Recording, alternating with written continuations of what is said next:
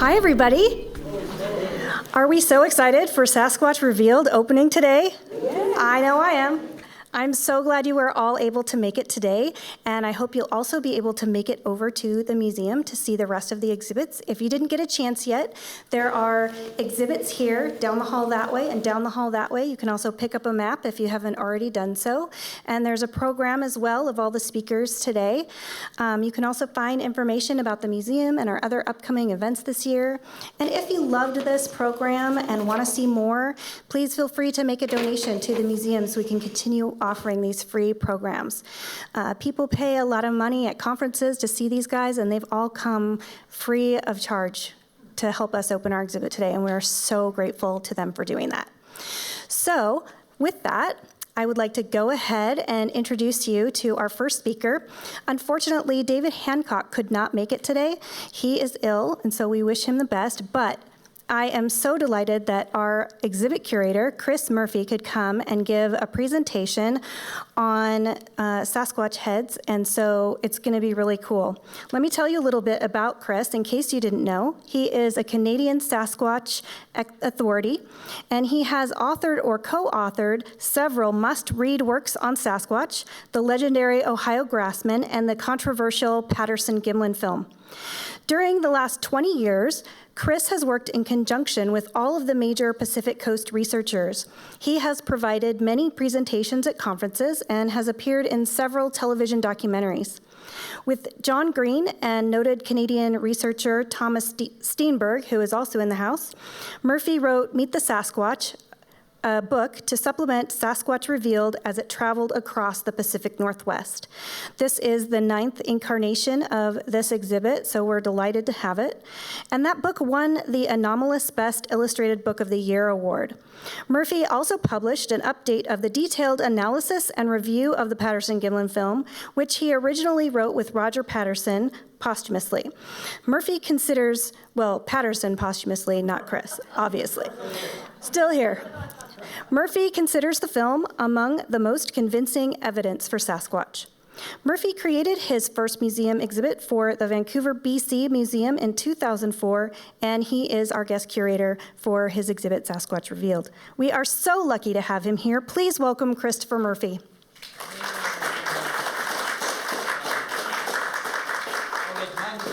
Here or not? You can hear me, everybody? Now, it's unfortunate that David Hancock couldn't make it. I was really looking forward. Now, many of you, I will imagine, have heard of David Hancock. He's the guy that does all the eagle videos. He puts cameras in eagles' nests, and he records the birth of baby eagles, eaglets, and how they hatch, and the whole thing. And he has the Hancock Wildlife Foundation in British Columbia, and all of the eagle stuff. Now, it's gone worldwide. And he went for a trip over to Japan just recently to see a great big eagle in Japan that is not seen by 99% of us. And he managed to get all sorts of information and pictures of that eagle. And then he went all the way down to Africa to get another. And by the time he got back, he was all excited about doing this thing, and then he had a knee problem and he can't walk. So here we are. Anyway, David is our publisher, Hancock House Publishers, and he's been publishing books since the late 60s. And he was involved in Sasquatch research during that time.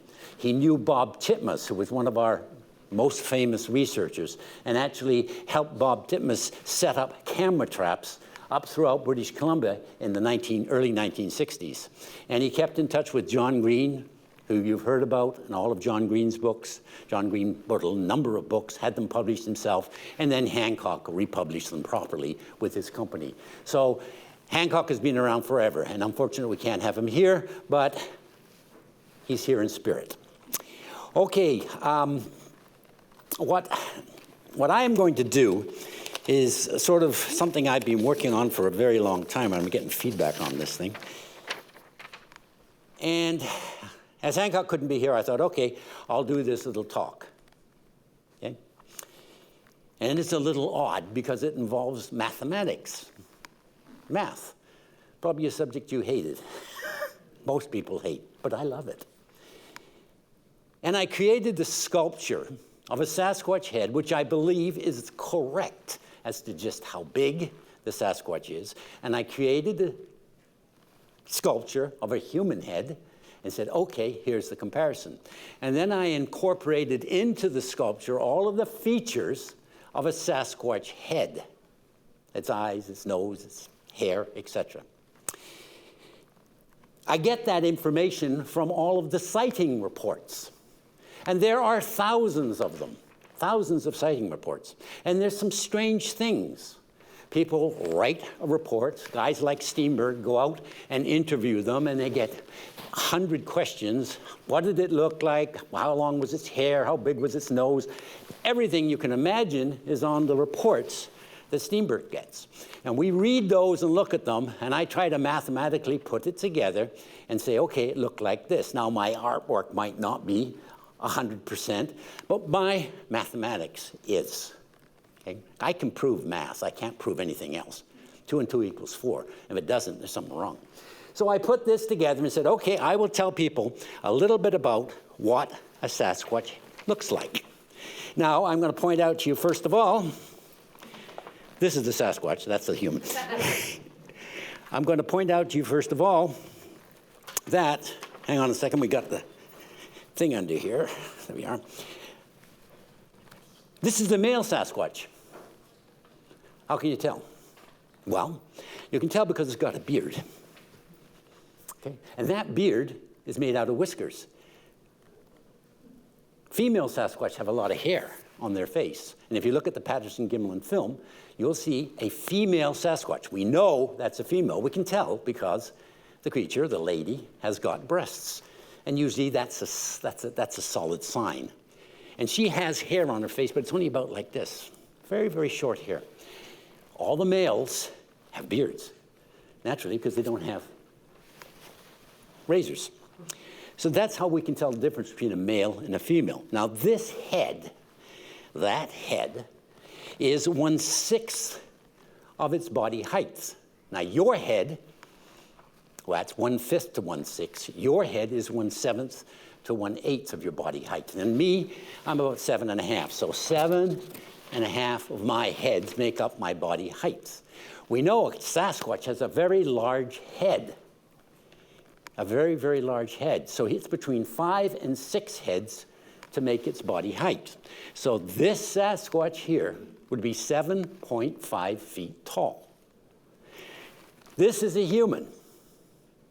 It's an ordinary 27-year-old mature male, average height 5'9", about 170 pounds, 5'9", with a head between 8 and 9 inches. This guy's got a head up there around 17 inches, right? So that is what a human would look like beside a Sasquatch, right? So you can get an idea. Now, if you were this human and you saw that Sasquatch, you would be quite surprised because it's big. It's big. The average Sasquatch height from all these descriptions that we get comes out at 8 feet.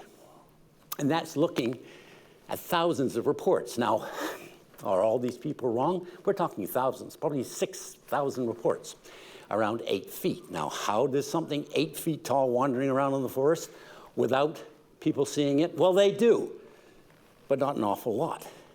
Okay? And the reason is that it kind of can vanish into its environment. Now, one thing you'll notice about our Sasquatch is that it doesn't really have a neck. You see this guy here, he's got a neck. The Sasquatch, well, he has a neck, but it's down below its shoulders. It's like this, way down, like the Incredible Hulk. So that is the first thing about the Sasquatch. This guy, as I say, is about 5 feet 9 inches tall. And he would look somewhat like this. He would look a little different if he was wearing a hat or something, right? Now, one thing about Sasquatch with all this hair that I just discovered, and that is that you would like to call it a gorilla man. We like to call the Sasquatch, it looks like a gorilla. Well, I recently discovered that gorillas don't go bald. Gorillas don't. Chimpanzees do. Bonobos do. But not gorillas. We've only ever found 2 gorillas in the history of gorilla research that were bald, like me, right? And they found out that those gorillas were only about 9 years old, which is very young for a gorilla, not even 1/3 of its age. Human beings, once we hit 50, men, not talking women, men, 85% of us go bald. Now, there are reports of what people call balding Sasquatch. It looked to me like it was balding. I could see it was balding. And most reports say it had a long, sloping forehead. Now, that's what I call what I've got now, a long, sloping forehead. Sounds better that way, okay? Sounds better. But there are reports of balding Sasquatch. Now, you got to kind of think about this a little bit, but what would a Sasquatch look like if it were balding, right? Now, close your eyes and then open them, okay? Because I did this just as a bit of an idea, because you got the light in here. If you put that on there like that, that's what a Sasquatch would look like if you were balding. That's it. Now, see the light bouncing off there? Bald people get a lot of oil on the top of their head, and they got to put powder and whatnot to stop it. But that is primarily what a balding Sasquatch would look like. Got it? Now, I have to point out to you also, the guys, like Steenberg, always wear a hat. So let's just see what it would look like this. There you are. There's a researcher. He's going to be much larger. He's going to look larger. And animals will think that he's larger with that hat on, right? We'll put him down a bit. That's a Tilly hat. And that's what a researcher would look like. He'd be a little bit taller, but he would only be 5'9", and this Sasquatch would be 7 feet 5 inches, okay? Now, I want to get rid of this guy for a minute, because we want to do something else. And we'll get rid of that. Now we have to turn him a bit more even. There he is. Now, no neck. Now let's rotate him a little bit and see what he looks like. When you're out in the woods, you're going to get that kind of a thing. He's not going to be dead on looking at you like this. He's going to be a little bit over here or a little bit over there. And if you happen to see him like that, which some people have taken pictures of, it just looks like a log. You don't see anything. You can't see anything. And we can come all the way around. Now, one thing I'm going to mention to you, you are within, I would say, 20, 30 feet from this guy. 30 feet. 35? And you can see some detail, can't you?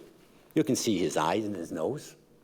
Pretend that you are 100 feet away, because that's about as close as you're going to get to a Sasquatch, 100 feet or 150 feet. You are not going to see anything like this. You're just going to see a figure. And you're going to take your little point-and-shoot camera that you carry, or your cell phone camera, and you're going to snap a picture of it. And we can't see anything.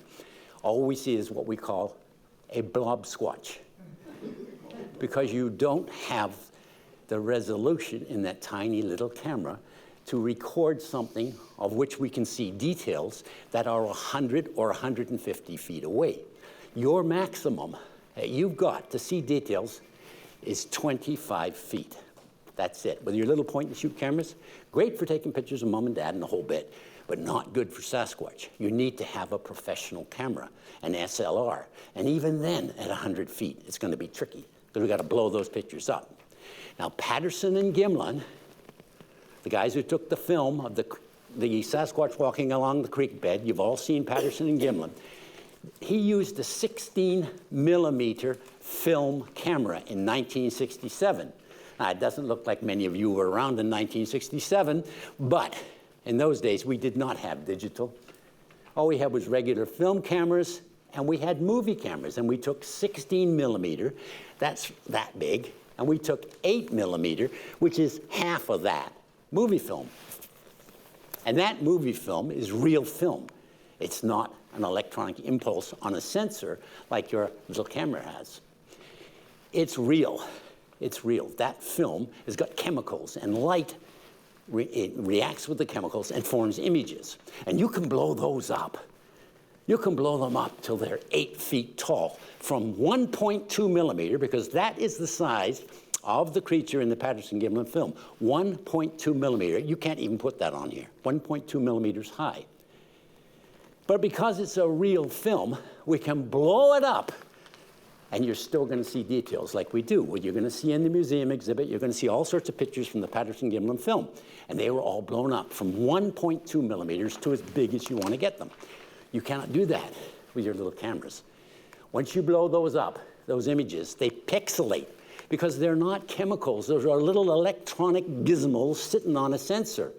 And they won't take much enlargement unless, I was just talking to the guy who took the movies in here this morning. He paid $60,000 for the camera he's got, the digital camera. I couldn't believe it. I thought maybe 10,000. I asked him, how much do you think a camera's worth? $60,000 to get a proper digital camera. And you're not going to be able to form that. And the thing is so big, you're going to need a horse and cart to take it out into the forest.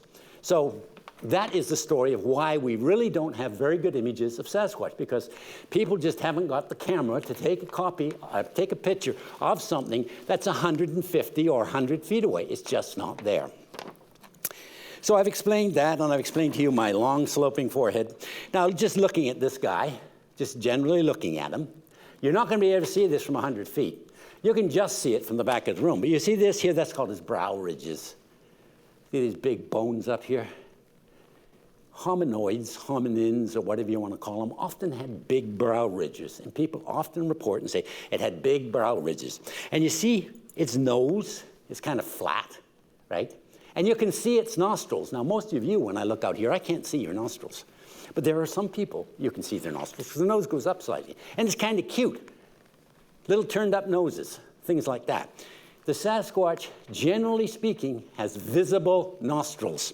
So his nose is way up there. I should imagine he's got a pretty good sense of smell. I don't know. Primates do have a good sense of smell. Not as good as a dog. Not as good as a dog, but fairly good.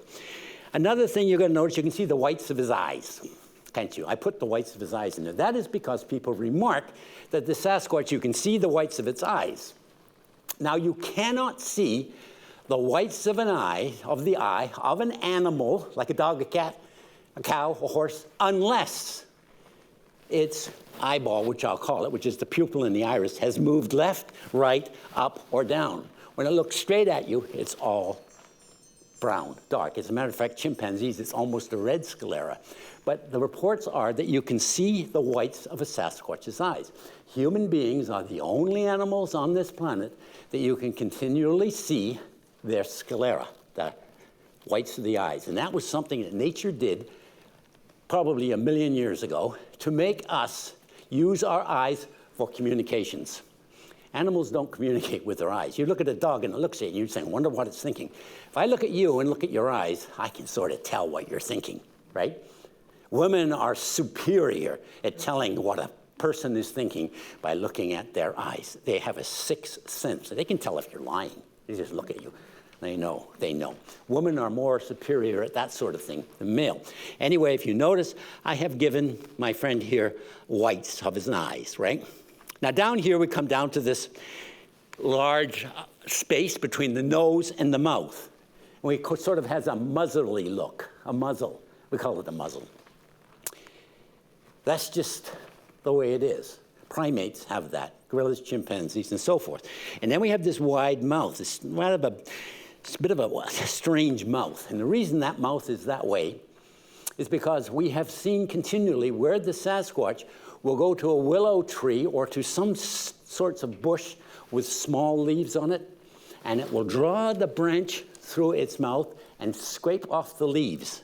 Huckleberries, willow trees for sure. At the exhibit, you'll see a poster which I've shown all of the different foods that the Sasquatch eats. Not our foods, not chickens and ducks and things like that, right? His foods, vegetables, what vegetables the Sasquatch eats. And I've listed them all and showed you, and willow tree leaves is one of them. There are several sightings of a Sasquatch pulling the willow tree branch through its mouth and scraping off the leaves. That's one of their foods. Now, as I've mentioned to you before, this Sasquatch has a beard. And I've come to the conclusion that male Sasquatch have beards, female Sasquatch have hair. soft hair on their face. They've all got hair, you can tell. But males would have a beard. And I've shown you from front to back. I've shown you the muzzles, and we'll go one more time around so you can see that is a profile of a Sasquatch. Can you see that? That's what it would look like in profile. And you go around, that would be more semi, and you come all the way around, and if you saw that, you would think that was a stump. And how many people have said to me, or said in their books, it looked like a stump until it moved. Because it stands there like this, and you can't see anything. You're 100 feet away. 75 feet, and you're just seeing something brown, what it is. Now, it could be a stump, and then it moves. That's when you know it's a Sasquatch, or we believe it's a Sasquatch. So there you are, folks. I've covered the Sasquatch head from top to bottom, and perhaps now you'll know when you go out in the bush what to look for. And most importantly, if you're going to go out looking for a Sasquatch, you have to put some money into your camera. Don't use that little cell phone thing. It won't work. Because if you see a Sasquatch, we can't do anything with the image. You have to have the least, is what we call an SLR camera, like the one I have. I won't take it out, but it's an SLR. And the minimum you're going to pay for that is $500. They can go anywhere from $5,000 to $5,000. But the minimum you're going to have to pay for a camera like that. And believe me, they're very rewarding. They're large and inconvenient, but they're very rewarding because they take such a good picture, because they're double the resolution of what you have with your little cameras. We need more people to take pictures with a proper camera, and we can possibly resolve this issue. There we are, folks, and thank you for your attention.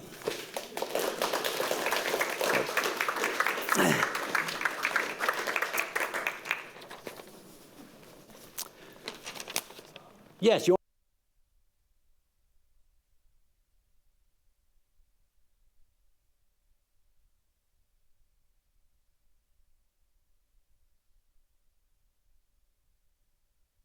The females stick out, but they all have long hair, just like you ladies, right? And we don't see much of the ears. In Russia, they think they have kind of a pointed ear. Those are called the Russian snowman, or the almasty, or the leshy in Russia, and it's a bit different. They're not quite as big as the Sasquatch, but it's the same. It's just a different race. Okay, Sasquatch is here in North America. That's us. In other countries, you've got the Russian snowman, or the leshy, or the almasty, and then you go down and you've got the yeti, and it's a really different job, right? And then you go further down into China, you got the yeren, Y-E-R-E-N, the yeren, and it's pretty different too. It's Chinese, right? And then you go down to Africa, right? Australia. Down there you've got the yowie, Y-O-W-I-E, and it is so close to the Sasquatch, it's unbelievable, unbelievable. And they've been researching that for a couple of hundred years too, and there's lots of reports out of Australia. And a comparison between the Sasquatch and the yowie is almost identical. They're about the same size, the footprints are about the same characteristics, same thing. Their native people down there are aboriginals. They've been talking about the yowie for hundreds of years before our time. This guy in culture goes back thousands of years. I mean, we can date native people, right where I live, up in British Columbia, back 9,000 years. We dig around in the soil and we find bits of pottery and all sorts of little bits and pieces, and we carbon test them, and we say, how long has it been there? How old is it? 9,000 years. So those people were there 9,000 years. And you got the same people down here in Washington. We dug up all sorts of bones and things down here. They go back a long way. And native culture, how many years? 10,000, 100,000 years. When did native people first come to North America? We believe they came over the Bering Strait land bridge and then migrated all the way down through British Columbia and into the US. That's what we believe.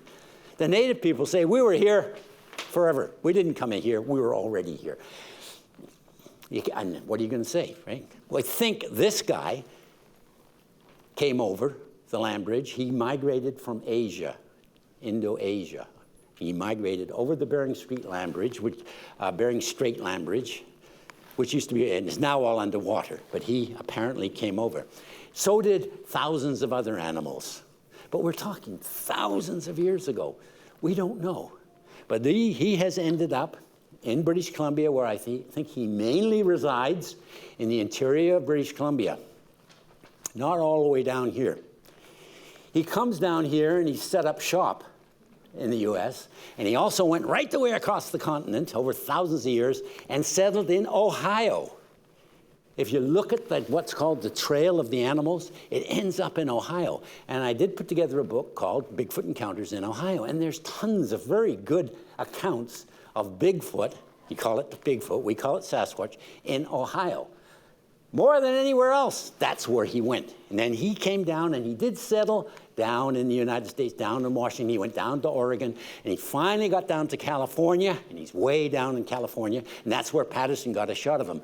But I think, in my own mind, you want to find one of these guys, he's going to be in the interior of British Columbia, way up in the interior where you can't get in except by foot, and by foot is tough. You can fly over it, but you can't see anything. There's nobody in there. There were more people in there 100 years ago than there are now, because we used to have trappers that went in there. We don't have trappers anymore. So British Columbia is probably where they are. And there's one spot near Harrison Lake. You've heard of Harrison Hot Springs and all that. And sort of done some research there, and it indicates that years ago this was the place. It still is. There still are sightings in Harrison. But they come in there, like they come down, and we believe that there's one spot, which I call Sasquatch, the Sasquatch Triangle. There's a bit of a triangle there, where I believe the Sasquatch are in there. But to get in there, it's not easy. You just can't pick up your stuff and go for a Sunday walk. You got to go in there for a couple of weeks. You got to be fully prepared. You need guys like Steenberg and Paul Graves and guys fully equipped who can sleep in a hollow log. Those guys are the guys you got to get in there, right? Not just these fancy film crews who take a little walk and, 5 miles from a McDonald's and go look around in the bush. No, it's further in. It's further in. Any more questions? More than happy to answer them for you. Yes? Do we have any idea how long the hair will grow? Will it continue? I often ask that, I say, gosh, if we let our hair grow and didn't chop it, we'd be tripping over it, right? And if we let our nails grow, we'll be tripping over it. But even if you get a poodle, which has been, what a French poodle is, a little dog, and we've interbred them so that their hair continually grows. If you don't cut the hair on a poodle, it'll die because it'll trip over its hair. Yeah, French poodle, purebred French poodle. It appears to me that primates, not us, we're way up the level. We're way up here. Their hair will grow to a certain length and stop. We have the same kind of hair on our body at places we don't like to mention, but it gets so long and it stops. Our head hair doesn't, nor does our chest hair. It goes so long and it stops. And I believe that the Sasquatch has whiskers and hair that gets so long and it stops. Otherwise, it's got to rip off its hair. The same thing happens with fingernails. If I don't touch my fingernails, they will grow enormously long. And you've seen people with fingernails out here. Somehow or another, of course, they would wear theirs off. But I believe with animals, I think it hits a point where they just sort of stop. But I've been struggling with the question of Sasquatch hair for 20 years. I don't know, but I believe his hair stops at a certain point, and it falls out. And Sasquatch hair definitely falls out, like our hair. And if you've got a lady in the house and you go to the bathroom sink and you look down on that trap, it's full of hair. Lady washes her hair, big long hair will come out and they'll go down that trap, and eventually you got to put Drano down there to get rid of them because the hair clogs up a drain. That's a lot of hair. When this thing is walking around, it's dropping hair. Now we have found hair that it has dropped, some even little tiny clumps, and I've sent it for analysis, and I had DNA done on it, and it's gone to Britain, and here, there, and everywhere. And what does it come up with? It comes up with modern human. That means to say it is a human within the last 200,000 years. Modern humans have been around for 200,000 years. Prior to that, they were hominoids. And then something happened. A lot of them, there's 5 or 6 different types of hominoids, all sorts of pictures of them, funny little things, and they just found a new one, right? They got to a certain point, and they branched off, and then they became extinct. Us, the modern human, we were a bit treacherous. We destroyed a lot of other hominids because they competed with us. And if you compete with a human being, you're out of luck. I mean, look at the animals that are on the extinction list because they're competing with us. Even elephants are competing with us, right? And so are some very other exotic animals. And if you compete with a human being, you're dead in the water. You will not win that battle. So we believe that some of these hominoids became extinct because they competed with us. In some cases, the more smart hominoids, which were us, we trained dogs. We befriended dogs. And this is a real big difference between us and these other hominoids. We found wolves, trained them, and had them do our hunting for us. They would hunt down the animals, and then we would kill them with spears. Dogs were the deciding factor for this hominoid over, and these guys, these other guys, they couldn't use dogs. They weren't smart enough. So the human being, which is us, we just went right to the top of the list. Once you get dogs on your side, a pack of dogs, you can take down anything, right? And the dog will follow you to your grave. He was your best friend. He will stick by you. He won't argue with you. He'll do exactly what you say. He's your friend for life. Now, this is all properly done and looked at by anthropologists, and you can find it on the internet. You can say interactions of human beings with dogs, and you go back to the caveman. And the cavemen who got the dogs, they were the ones who lived. Dogs are 100%. So all these other hominids, they competed with us. And they became extinct 200,000 years, at least 200,000 years ago.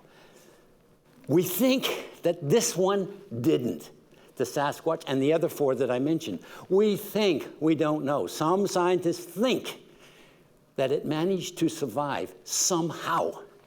It carried on. So we are, according to them, living side by side with a hominoid, this guy, or a yeti, or a yeren. That's what scientists believe. Yes? Has there been any sightings of, because you talked about females, your assumption would be that there would be children.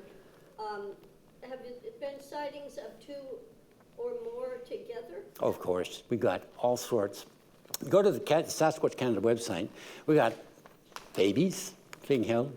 We've got a male Sasquatch holding a female Sasquatch as it crosses the road, but it's drawings, it's not photographs. We got pictures of Sasquatch watching children, and this is another important thing. I just posted something about this. Laughing is a real big factor. It's a human thing. Most animals don't laugh. They do kinda, but human beings laugh. And that is a big difference between a human being and other primates. And there are photographs, or not, they're drawings. One particular the lady did. Her children were playing Sasquatch like children. They watched them. And she looked up and she saw a Sasquatch. She's in Sharonville, Ohio. And she looked up and she saw a Sasquatch watching her children. And it was smiling like this, laughing, looking at the children, laughing. Because Sasquatch like to watch children play. And we've heard this time and time again. When you have a baby out in the woods and the baby cries, that carries right out through those woods. And there have been people who have seen Sasquatch associated with babies crying. Now, there also have been reports, and I don't know, all I can do is tell you what people say, of babies being born to these things. Looked over, and a Sasquatch was giving birth. And what came out? Pink babies. Pink babies. They were no hair, just pink. She reported pink little babies. You believe it? That's what people say. Okay, yes? You're talking about how humans and dogs and things, and you know, we've all probably befriended, at least at our house. We have possums and raccoons and everything that come. Do you think they would have like squirrels and raccoons and things? I don't think so. It all depends on which way you look at this. They don't like dogs, generally speaking. And there have been dogs killed by Sasquatch. People have sent their dogs after them, and they've gone in and found their dogs killed.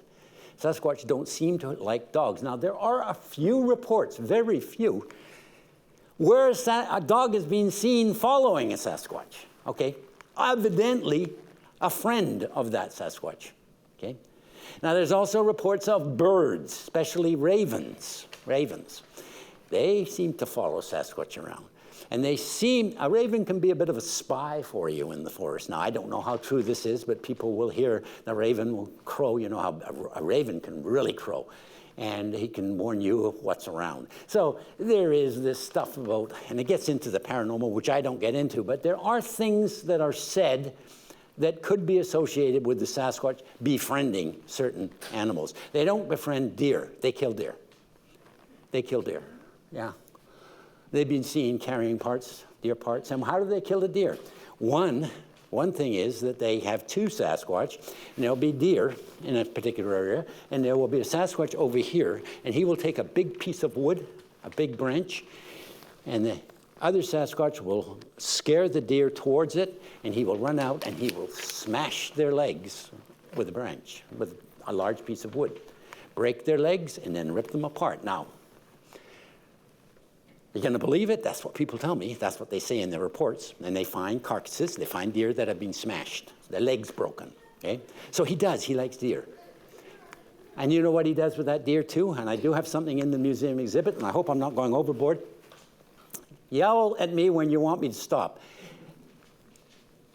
We discovered that wolverine, you know what wolverine are? They're a terrible, ugly, despicable animal, but they're getting on the endangered species, and we're trying to protect them. Yeah, we're trying to protect them. Wolverines will kill something, and it's very easy for them to kill something. They can kill a deer, they can kill a small anything, rip it apart, and then, of course, it's the middle of the summer, and that food is going to rot. So they will take that food, and they will go up high above the snow line in the mountain, and they will bury that food in the snow. And they remember where they bury it. And they will come all the way back down again to where they have their wife and kids, right? And they'll wait. And when the going gets tough down here, that wolverine will go all the way up the mountain, get that frozen piece of meat, chunk of whatever, they can carry anything, a big chunk of deer, bring it all the way down and put it in its little den, and it feeds its children on that frozen deer. Now, why would we think the Sasquatch go up into the snow line? What's up there? We find footprints up above the snow line, way up in snowfields. Big footprints in the snow. There's nothing much to hunt up there. There's no deer up there. There's no deer, and I did a little model. It's only a little one in the exhibit. And it shows a Sasquatch in a snowfield walking along like this. And I say he's looking for his stash. So we believe that Sasquatch, given they exist, go up into the mountains and hide meat, freeze it, and then go up there when the going gets tough. Because later on, you know, the summer comes along, there's lots, and then fall comes along, and there's lots. And then you know how it goes. And in British Columbia, and down here, but the further north you go, it's treacherous. The weather gets very cold, right? And you're not going to find much. So he stashes it up in those mountains and goes up and gets it. And that's why you see those footprints. Now, that is what the scientists at the Provincial Museum of British Columbia, it's now called the Royal Museum, that's what they said. They came up with that. Not me, they came up with that. That was explaining the footprints in snow. So I don't know if I answer your question or not, but yes, there are some animals that the Sasquatch seems to sort of assimilate with, but not many, not many. Maybe some dogs and maybe some birds and things like that, but I don't think he makes a lot of friends. Mm-hmm. This may have been asked already. Given how their head and neck are positioned, do they have much of a rotation? No. They have a little, and that's why you see in the Patterson-Gimlin film, the Sasquatch is walking along like this, and he hears or senses or whatever, Patterson taking a movie camera over here. And instead of going like that, you know what he does? Because he can't turn his head that far. And you look at that time and time and time again. You can look at that movie, and you see that he turned. That's why we know it's a female, because if it would have just turned its head, we wouldn't have seen its breasts. But it couldn't turn its head because its head hits its shoulder. It's way up here, and you can't turn your head. Picture me like this. Picture me trying to turn my head. I can't do it. So you have to go like this. And when it went like that, its breast became apparent. And if you look at that Patterson-Gimlin film, that's the first indication. If it wouldn't, we would be saying, well, it's got a couple of bumps there, but we're not sure. No, that's why. And Dr. Krantz worked that out in the 60s. He said it can't turn its head. It has to turn its body. It goes like this. That's a bad one. Yes, Gene? Just a further comment on that, I think it's been suggested that maybe the neck is not that much different from other primates, but it's the immense amount of musculature that, you know, makes it look like that and makes it difficult to swivel the neck. Yeah. Just comment on that? Yeah, that's true. Now, if you go and look at bodybuilders, you ever go to the internet and look at those massive bodybuilders, Arnold Schwarzenegger, guys like that, really big muscles, right? You will see that they have these enormous muscles up here that actually bulge out. And they got muscles back, and they're limited somewhat because they got so much muscle. They can go like this, and their muscles all come out, their legs and arms. And then I was involved in bodybuilding for quite some time. I had a son involved in all the rest of the stuff, so I know a lot about bodybuilding. But yes, you can make your muscles so big that you can hardly move properly. And Sasquatch have a lot of natural muscle. They can kill whatever they want to come up with, right? They'll tackle a bear. They'll tear a bear apart, right? Because they're so strong. A chimpanzee is so strong. Do you know how strong a chimpanzee is? 5 football players cannot equal the strength of a chimpanzee. And they're only 5 feet tall. Yeah, look it up on the internet. Because they have so much, they have 10 times the muscle masses as human. They're all muscles. We have a nice one here and a nice one here, and we can develop them and all this other stuff. They got 10 times that much. They can lift heavier. They can rip you apart. You never take on a chimpanzee. Never. He'll rip you apart, kill you.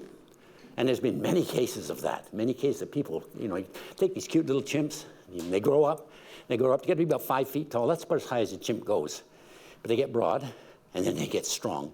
And they're not good pets because they'll go nuts. And they can rip, if they don't like you, they'll rip you apart. It's happened. If you look up on the internet, chimpanzee attacks.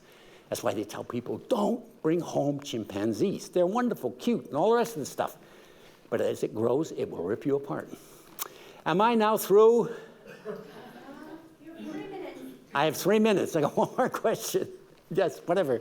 Gene, hang on 1 second. Just one more comment. You mentioned, you talked about Ohio. Ohio happens to have the largest group of attendees at conferences, like recently, like 1,000 people. Yes. Of course, they're coming from all over the East, but nevertheless, it's extremely popular. Yeah, in Ohio. Ohio is tremendously popular. Very large conferences. But as Gene said, don't forget that's the more people back there. New York and all that, you know, that's the East. We're not quite that up. We got Los Angeles way down there. But yes, you were going to ask? So it sounds like with the Muscularity, yeah. they probably don't have any natural predators up there. Not really. Not really. The only natural predator they got is us. They don't like us. And they stay away from us as any time they can.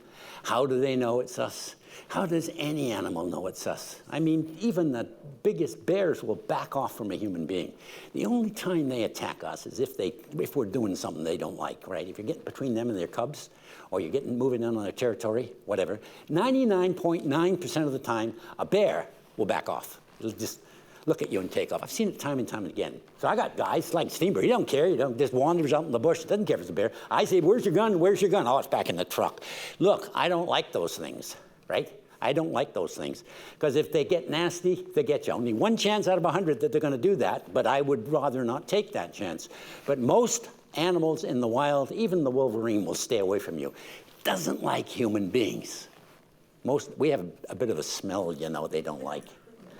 We do. We have a little. And you know what hunters do because of that damn smell that we got? You know what they do now? They got a spray that can kill a human smell. They take that spray. I didn't know about this the other year. A friend had sighting, and he's a hunter, and they spray themselves with this stuff so that bears won't smell them coming, and they can get up and shoot the bear. Smell retardant. So, you know, we're pretty smart. We can do things like that. Animals can't do anything like that.